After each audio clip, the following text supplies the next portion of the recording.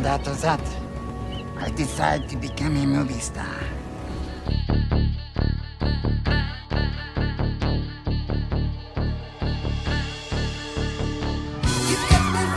My legend is... Peter Dinklage is an American actor and film producer who has many outstanding works in his portfolio. The actor destroyed all stereotypes about appearance and achieved fame not because of his condition, but as a result of hard work and perseverance. In this video, we will tell you about the life of a small actor with a huge talent.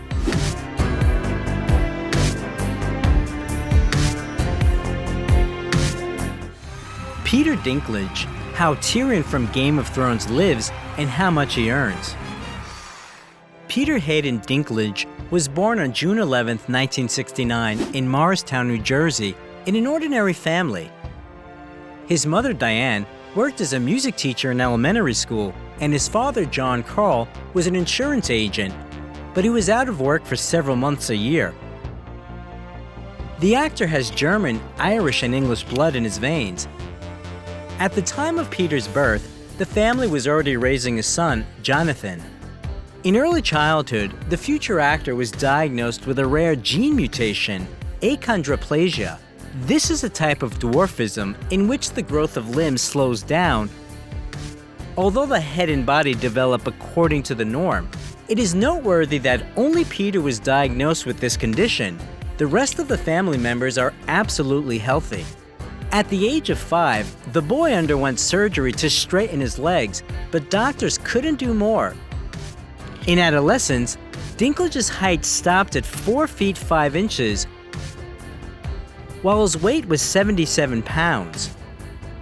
Peter attended the Del Barton Catholic School for Boys. Because of his appearance, he was often bullied by his peers, and because of that, he became hot-tempered and unsociable. In an interview, Dinklage admitted that he managed to cope with the pressure of society thanks to his family, who taught him to accept himself. With age, the boy began to treat his condition with humor, which added to his confidence.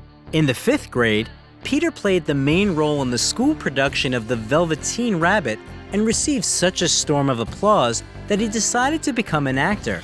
After that, he participated in many productions until graduation. In his spare time, Dinklage developed his talent by performing puppet shows for neighbors with his older brother. By the way, Jonathan also had good acting skills, but his love for music prevailed, and he became a professional violinist. An interesting fact is that Bruce Springsteen's manager lived next door to the Dinklages.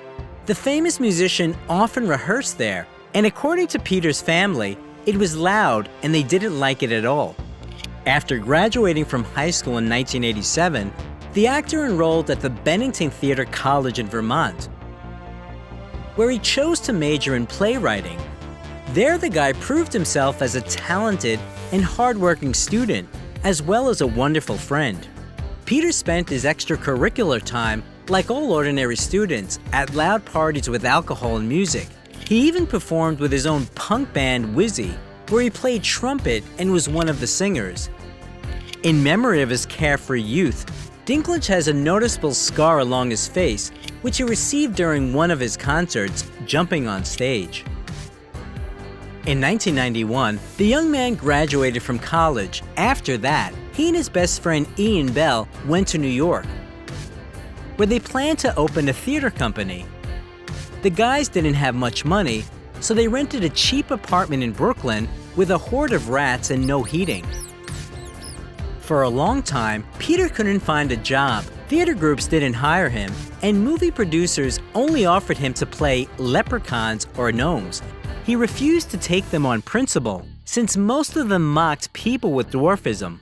After numerous casting failures, Dinklage got a job at a data processing company, but the money he earned was barely enough to pay the rent. Peter admitted that at that time he could often afford only a pack of chips a day. In the end, the guys were evicted for non-payment, after which Peter had to ask friends for a place to stay.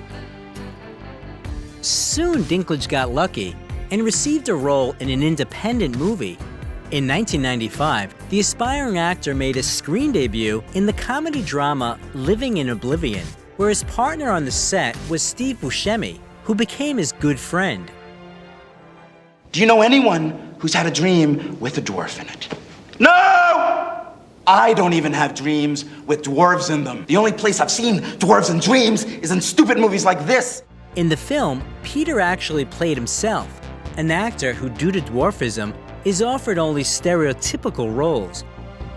However, despite the fact that Dinklage's acting received high reviews from critics, he couldn't find an agent. In 1996, Peter starred in Mickey Rourke's action movie Bullet, but was not even listed in the official credits.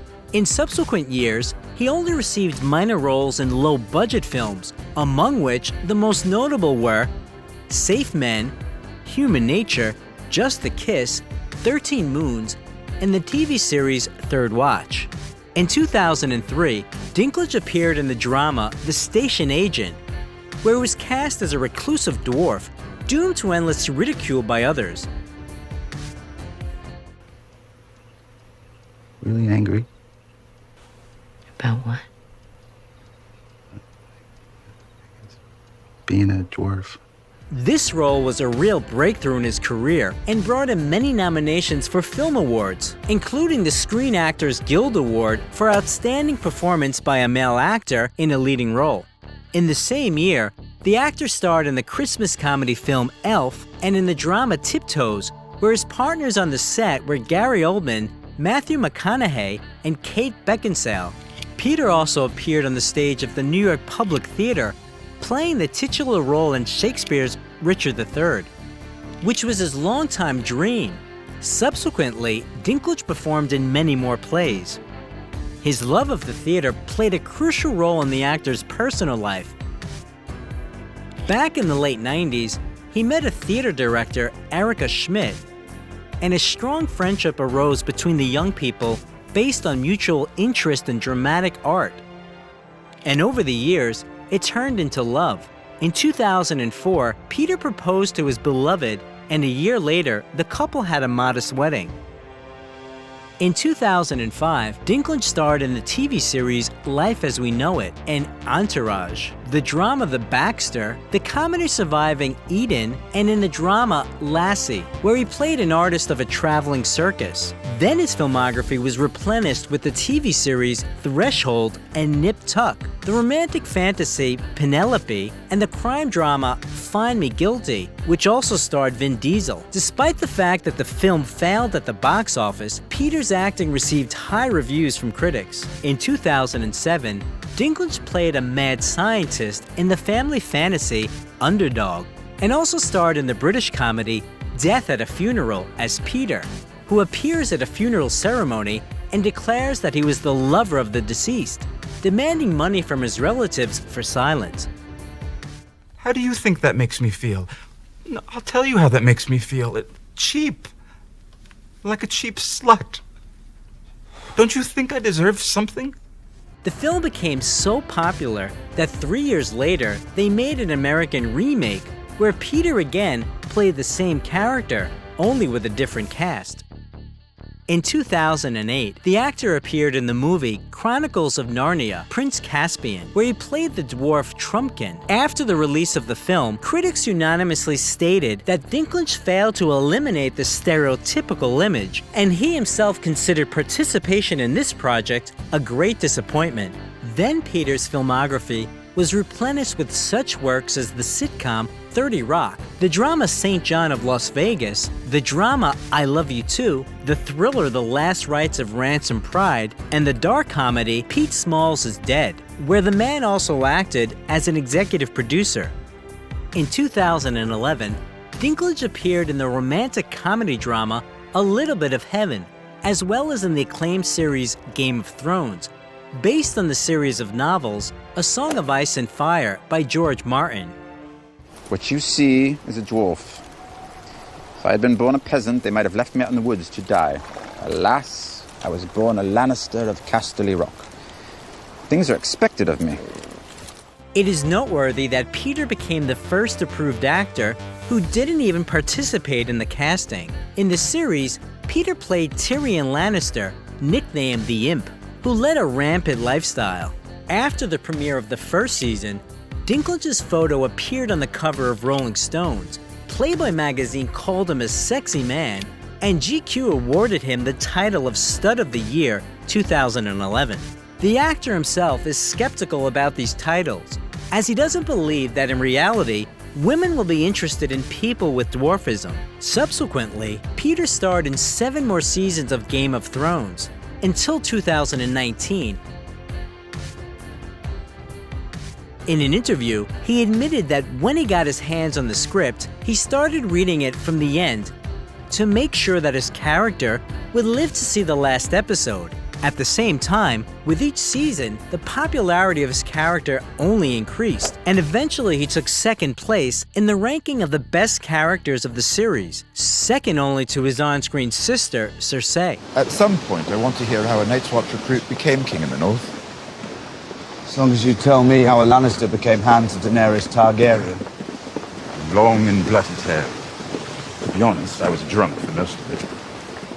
By the way, Lena Headey, who played Cersei, is a longtime friend of Peter, and he advised the directors to invite her to the role. It's worth mentioning that among the actors of the series, Peter received the largest number of awards: 4 Emmys, a Golden Globe Award, a Saturn Award, and a Screen Actors Guild Award. And the New York Times called Peter Dinklage one of the 8 actors who turned television into art. Game of Thrones has become the most successful HBO project of all time, as well as the most expensive in the fantasy genre. According to some reports, Peter's fee per episode was $150,000 in the first 2 seasons, $300,000 in the 3rd and 4th seasons, $500,000 in the 5th and 6th seasons, and the last season brought him $1.1 million per episode. Thus, Dinklage's total income from filming in the series exceeded $30 million. In between Game of Thrones seasons, the actor participated in other projects, voicing cartoon characters Scrat's Continental Crack-Up Part 2, Ice Age Continental Drift, Rick and Morty, and Angry Birds Movie 2. He also voiced Tyrion in the video game based on the series. In addition, Peter appeared in several films. In 2013, his filmography was replenished with the drama A Case of You and the comedy Knights of Badassdom. And in 2014, he appeared in the dramas Lowdown and The Angriest Man in Brooklyn, as well as the fantastic action movie X-Men: Days of Future Past, where he played the evil scientist Boulevard Trask. By the time you see the need for my program, it'll be too late. And you will have lost 2 wars in 1 lifetime. It's worth noting that Dinklage wanted to star in this film so much that he agreed to the role without even reading the script. His acting received high reviews from critics, and he himself was nominated for the MTV Channel Award for Best Villain. In 2015, Peter starred in the drama Taxi and in the fantastic comedy Pixels, which was criticized and was nominated for the Golden Raspberry Anti Award. In 2016, Dinklage, together with his business partner David Ginsburg, founded a film production company, Estuary Films. In the same year, his filmography was replenished with the comedy The Boss, and in the following year, he appeared in the detective Rememory, the dramas 3 Christs and 3 Billboards Outside Ebbing, Missouri, starring Frances McDormand and Woody Harrelson. You 2 boyfriend and girlfriend? Early stages, you know? Is that right?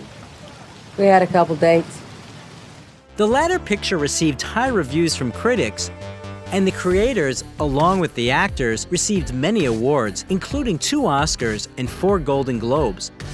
Despite the fact that Peter himself didn't receive anything for his role, the audience noted his image as one of the most memorable. In 2018, the actor played the main role in the fantastic drama I Think We're Alone Now, and in the biographical film My Dinner with Hervé, which tells about the last days of the French actor Hervé Villechaize. Being famous is like being drunk, except the whole world is drunk with you. By the way, in both films, Peter was also a producer. In the same year, Dinklage appeared as a giant dwarf in the superhero movie Avengers: Infinity War, which became one of the highest-grossing films in history. What happened here? You were supposed to protect us. Asgard was supposed to protect us! Asgard is destroyed.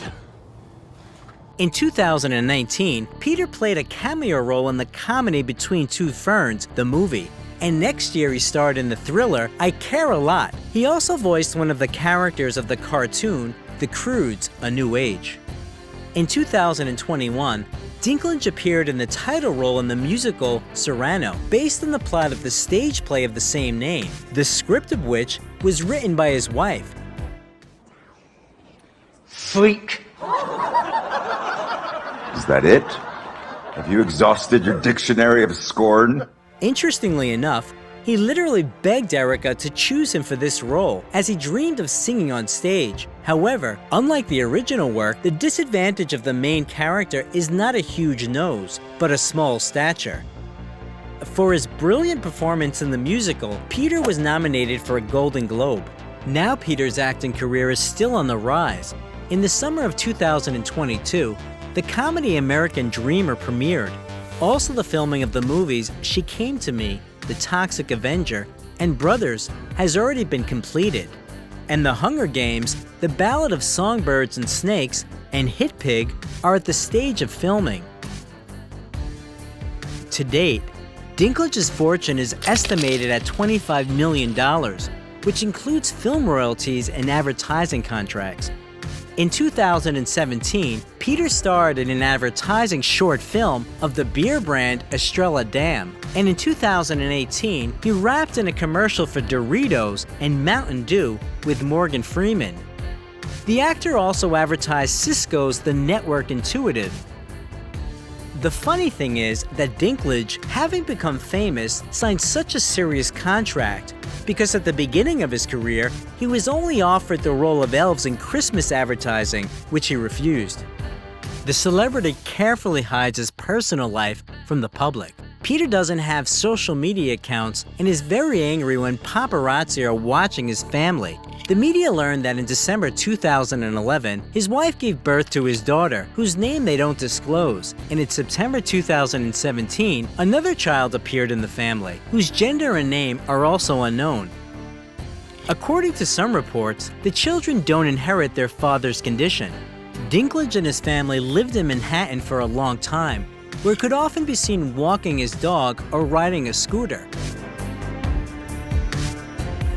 A few years ago, the couple moved to a country house with a huge garden, which Peter enjoys taking care of. But all this remained hidden from the cameras and the prying eyes of fans. The actor owns a Chrysler 300, which was designed specifically for his condition. For obvious reasons, he also orders custom-made outfits or buys clothes in children's stores. Dinklage has been a vegetarian since the age of 16. When he needed to eat meat on the set of Game of Thrones, instead of real meat, they used tofu or just fake food. Peter is also a member of several animal rights organizations. One, he voiced the video Face Your Food on behalf of PETA, promoting eating vegan food for ethical reasons. The actor was repeatedly asked if he, as a celebrity, wanted to represent the interests of people with dwarfism. Dinklage replied that even now, he doesn't always manage to put up with his condition. So it would be hypocritical to try to help people cope with something that he can't cope with himself. However, he still took advantage of his popularity to draw attention to one incident.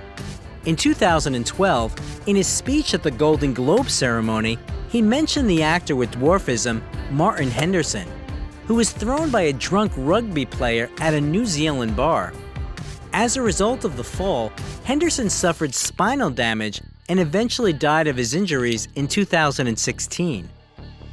Peter became world famous after the release of Game of Thrones, but his filmography is full of other outstanding works. What movie with Peter Dinklage do you like the most? How Jet Li lives and how much he earns. Jet Li, whose real name is Li Lianji, was born in the capital of China, Beijing, on April 26, 1963, and was the fifth and youngest child in the family. When the boy was 2 years old, his father died, and the mother had to raise her children alone. As a child, Li had a calm personality and exemplary behavior. Mom didn't allow her youngest son to swim, ride a bike, or anything that could in theory cause injury, and Li obeyed and didn't even try to lie to her. The future actor went to school at the age of 8 and was a year older than his classmates. The teachers loved the boy because he was honest and humble. He was even allowed to help lead daily physical exercises. Little Lianji stood in front of all the school children and counted out the rhythm with a serious look. In the summer, after finishing the first grade, the local authorities sent him along with all his classmates to the Beijing sports camp, where Li was assigned to join a wushu group. As a hardworking student, he diligently followed the instructions of the coach, which amazed him. Li was the only one of his peers to whom the coach suggested continuing training after the end of the summer vacation. So the boy began to practice daily not only the physical technique of wushu, but also the spiritual practices of this martial art. The coach had high hopes for his student and even helped the poor family with food so that Li's young body would develop fully. When he was 9 years old, Lianji was preparing for his first competition outside of Beijing and looked forward to traveling by train, but his mother was terrified that her child would be so far from home.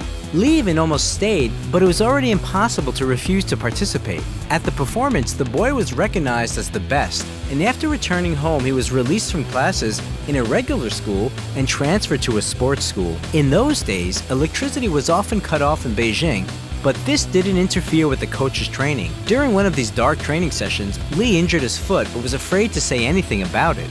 With a swollen foot, he trained with everyone for 2 days until it turned out that it was a fracture. But even then, the boy was not released from classes. While the bone was healing, the boy practiced punching.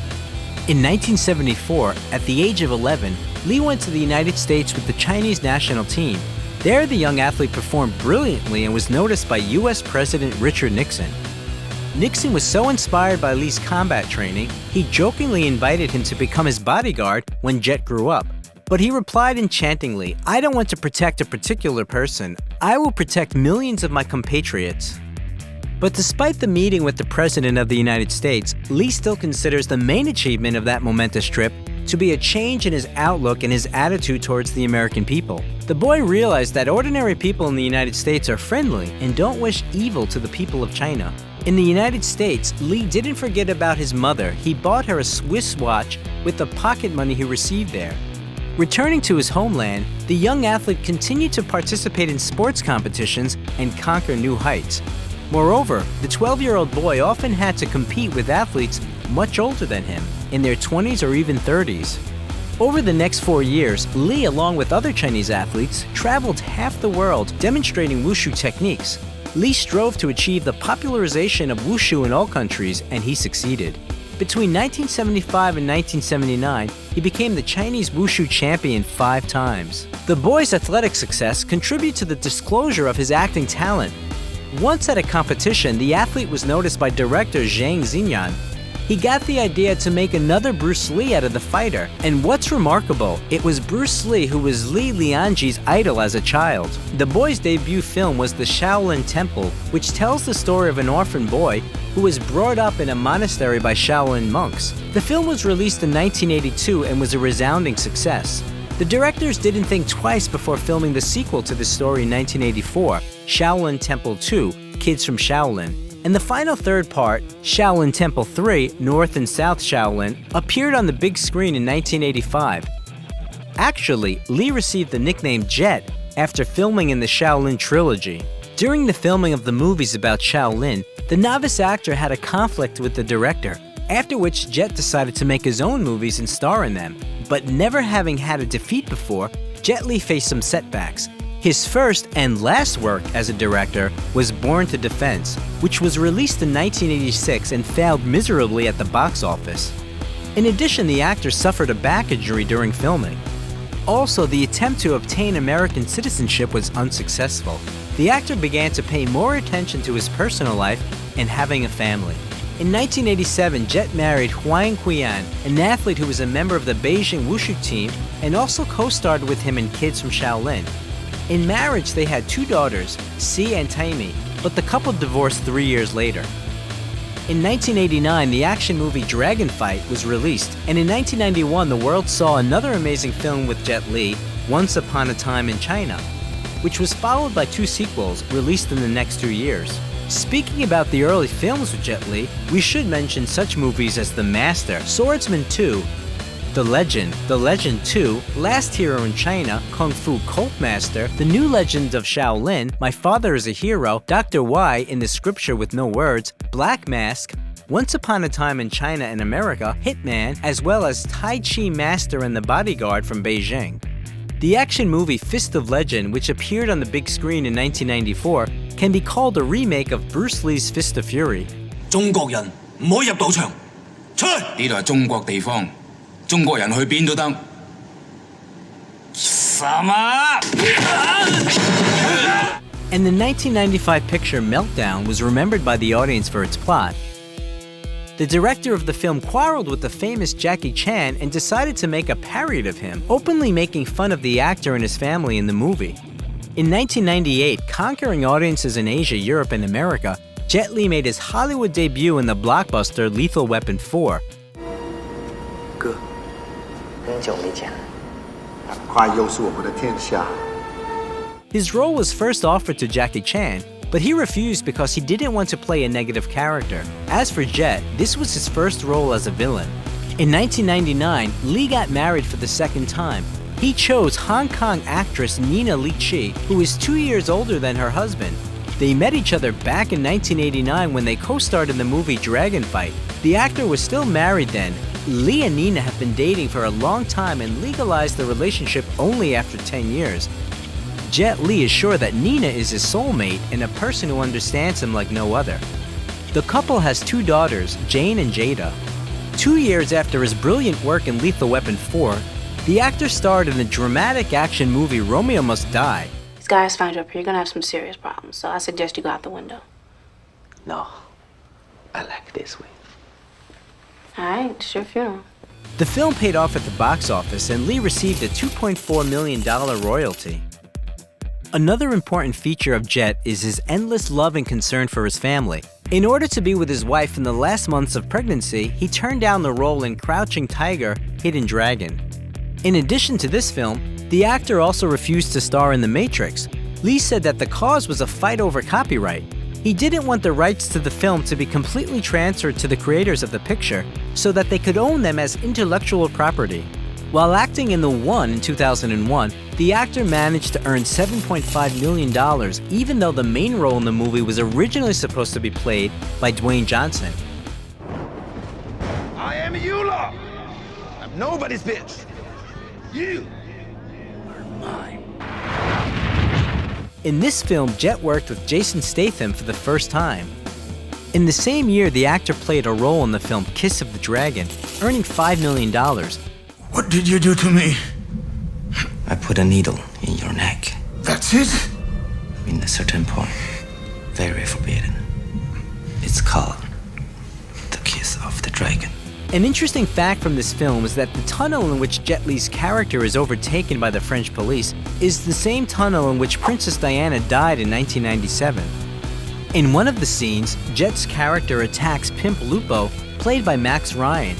It was assumed that the dialogue between the actors would be filmed separately from the fight. But when they finished exchanging lines, the director for some reason didn't say cut, and Lee made a punch. This take was included in the final version of the movie, along with Ryan's completely genuine surprise. This incident came in handy because the filmmakers had to adjust the fights to the tastes of the audience, who wanted to see more realistic scenes. The fight scene between the characters of Jet Li and Cyril Raffaelli even had to be slowed down as the actors were moving too fast. To star in the 2002 film Hero, Jet Li agreed to a fee reduction to $11 million. Jackie Chan was offered to star in the role of the Emperor, but he refused. It was the most expensive Chinese movie by the time of its release. Another action movie with Lee in the lead role, Cradle to the Grave, was released in 2003. In 2004, information appeared in the media about the death of the great actor and athlete. As it turned out, he was on vacation with his family in the Maldives during the tsunami. Fortunately, the information about his death turned out to be only a rumor. Jet survived, only injured his leg, saving his daughter. After this incident, the actor spends most of his time with his wife and children. In 2005, Luc Besson wrote the script for Danny the Dog specifically for Jet Li. Hit me, fucking asshole!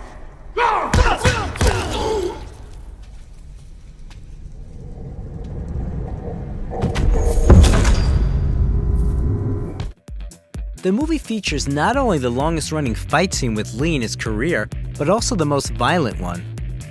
The next film starring the actor was Fearless.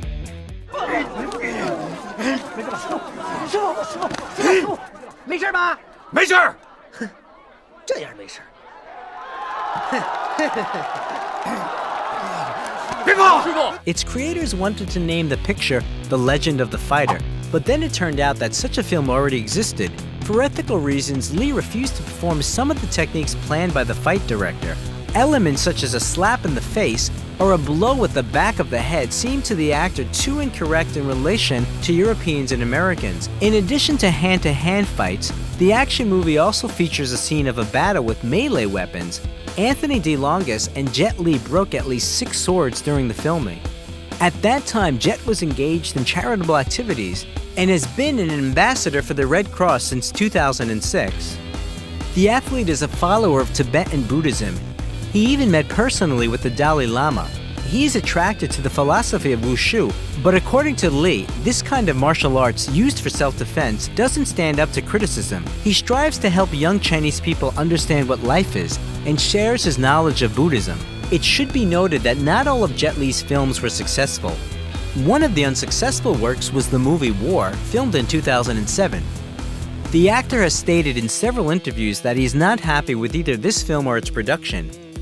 He went so far as to say that the film sucked and didn't trust the director Philip Atwell. Even halfway through filming, he knew he would get mediocre ratings instead of profits. In late 2007, Lee returned to his homeland and starred in the Sino-Hong Kong film The Warlords. The main focus of the film was not on the martial arts but on the dramatic component. For this work, Jet received a Hong Kong Film Award nomination for Best Actor. The actor's fee for this film was $13 million.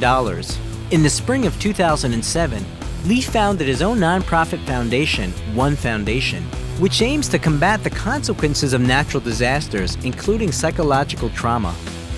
In 2008, Lee made his first screen appearance alongside martial arts veteran Jackie Chan in Rob Minkoff's action-adventure The Forbidden Kingdom. You punch him again. Snake! Oh. It's not right for snake. Perhaps eagle. Soon Jet starred as the main villain in the fantasy action movie The Mummy, Tomb of the Dragon Emperor with Maria Bello and Brendan Fraser.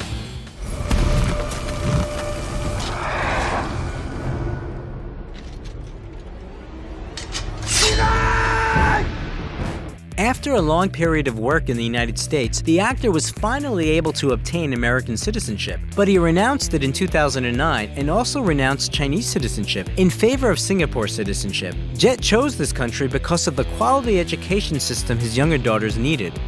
Also in the same year, Lee starred in the military drama The Founding of a Republic and launched his own fitness program called Wuji, which consists of elements of Wushu, yoga, and Pilates.